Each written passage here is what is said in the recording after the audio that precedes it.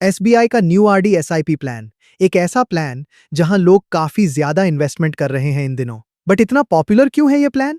चलिए जानते हैं। बजट सबका सेम नहीं होता है। 1,000 रुपए प्रति महीना भी हो सकता है, 2,000 रुपए प्रति महीना भी हो सकता है और 5,000 रुपए प्रति महीना भी हो सकता है। अगर ये पैसा इस particular SBI new RD SIP plan में इन्वेस्टमेंट होता है तो डिफरेंट बजट सिनारियोज में कितना मैच्योरिटी अमाउंट या रिटर्न एक्सपेक्ट किया जा सकता है? अनुमानित रिटर्न लगभग 3,09,000 रुपए तक जा सकता है। अनुमानित रिटर्न लगभग 36 लाख रुपए तक भी जा सकता है और कुछ केसेस में अनुमानित रिटर्न लगभग 84 लाख रुपए तक भी जा सकता है। अब इस रिटर्न को आप बच्चों की पढ़ाई के लिए यूज कीजिए या फिर बच्चों की शादी पर्पस के लिए या किसी दूसरे खर्च के लिए, ये पूरी तरह आप पर डिपेंड करता है। अब यहाँ कुछ सवाल आते हैं। आखिर आरडी एसआईपी है क्या, या फिर इसका वर्किंग प्रोसेस क्या है? क्या ये नॉर्मल आरडी की तरह काम करता है? बिल्कुल सही, ये उसी तरह काम करता है जैसे रिकरिंग डिपॉजिट। आप अपने बजट के अनुसार थोड़ा थोड़ा इन्वेस्टमेंट करते हैं कुछ समय तक और उसके बाद आपको एक अच्छा खासा मैच्योरिटी अमाउंट मिलता है जिसे आप विथड्रॉ कर सकते हैं। दूसरा सवाल, आरडी एसआईपी में इन्वेस्टमेंट करना सही रहेगा या फिर normal post office RD?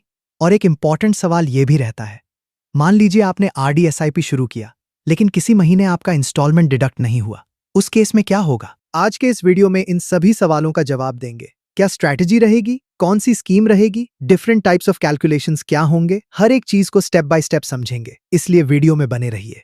Value research के अनुसार जिस स्कीम के बारे में आज हम लोग बात कर रहे हैं वो है SBI large and mid cap fund. ये किसी भी प्रकार की रिकमेंडेशन नहीं है। इस स्कीम का पास्ट रिटर्न परफॉर्मेंस अगर जानना है तो सिंपली गूगल में स्कीम नेम सर्च कर सकते हैं। गूगल के माध्यम से आपको सारी डिटेल्स मिल जाएंगी क्योंकि पास्ट परफॉर्मेंस उतना मैटर नहीं करता। अगर कोई स्कीम अभी अच्छा परफॉर्म कर रही है इसका मतलब ये नहीं कि फ्यूचर में भी उसका परफॉर्मेंस वैसा ही रहेगा। अब कुछ इंपॉर्टेंट डिटेल्स इस पर्टिकुलर एसबीआई स्कीम की। AUM यानी एसेट अंडर मैनेजमेंट। इस स्कीम में लगभग 38,000 करोड़ रुपए से अधिक इन्वेस्टमेंट पहले से हो चुका है। एक्सपेंस रेशियो यानी स्कीम मैनेजमेंट चार्जेस जितना कम होगा उतना बेहतर। इस स्कीम में 0.75% एक्सपेंस रेशियो है जो इंडस्ट्री स्टैंडर्ड्स के हिसाब से थोड़ा हायर साइड पर माना जा सकता है। एग्जिट लोड यानी अगर आप स्कीम में इन्वेस्टमेंट करके 30 दिन के पहले बाहर निकलते हैं तो 0.10% कॉम्पेंसेशन देना पड़ सकता है। अब बात करते हैं इस स्कीम के डाइवर्सिफिकेशन की। अगर इस स्कीम में सिर्फ 1,000 रुपए का भी इन्वेस्टमेंट होता है तो वह पैसा एक या दो कंपनीज में नहीं बल्कि 83 से अधिक कंपनीज में डिवाइड होता है, यानी अलग अलग सेक्टर्स में इन्वेस्टमेंट होता है।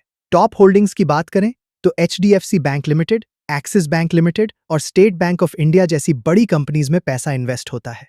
अब बात करते हैं मिनिमम इन्वेस्टमेंट क्राइटेरिया की। एसआईपी के लिए सिर्फ 100 रुपए प्रति महीना से शुरुआत कर सकते हैं और लमसम इन्वेस्टमेंट के लिए 5,000 रुपए वन टाइम इन्वेस्ट कर सकते हैं। अब बात करते हैं अनुमानित रिटर्न की।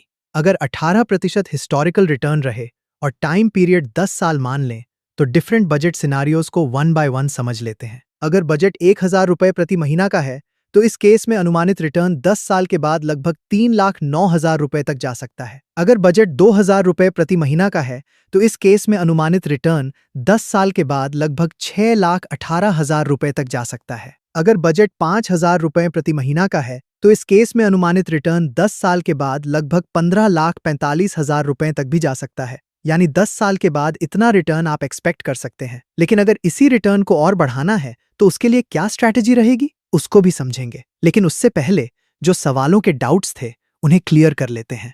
पहला सवाल था, आरडी एसआईपी में इन्वेस्टमेंट करना सही रहेगा या फिर नॉर्मल पोस्ट ऑफिस आरडी?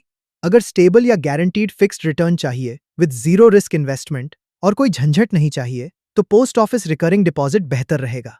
लेकिन अगर हाई रिटर्न के लिए जाना है, बच्चों के भविष्य के लिए या खुद के लिए वेल्थ क्रिएट करनी है और मार्केट रिस्क लेने के लिए तैयार हैं तो एसबीआई आरडी एसआईपी बेहतर ऑप्शन हो सकता है। दूसरा सवाल था, मान लीजिए आपने आरडी एसआईपी शुरू किया लेकिन किसी एक महीने इंस्टॉलमेंट मिस हो गया, उस केस में क्या होगा? देखिए, ऐसा हो सकता है। उस स्थिति में जिस महीने का इंस्टॉलमेंट मिस होगा केवल उसी महीने का इंस्टॉलमेंट स्किप होगा, लेकिन अगले महीने से आपकी रेगुलर इंस्टॉलमेंट डेट पर अगला इंस्टॉलमेंट सामान्य रूप से डिडक्ट हो जाएगा।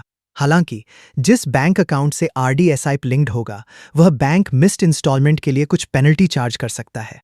अब कंटिन्यू करते हैं डिफर्ड रिटर्न स्ट्रैटेजी को, क्योंकि रिटर्न को और बढ़ाना है। अगर बजट मिनिमम 1,000 रुपए प्रति महीना भी हो तो 10 साल में अनुमानित रिटर्न लगभग 3,09,000 रुपए तक जा सकता है।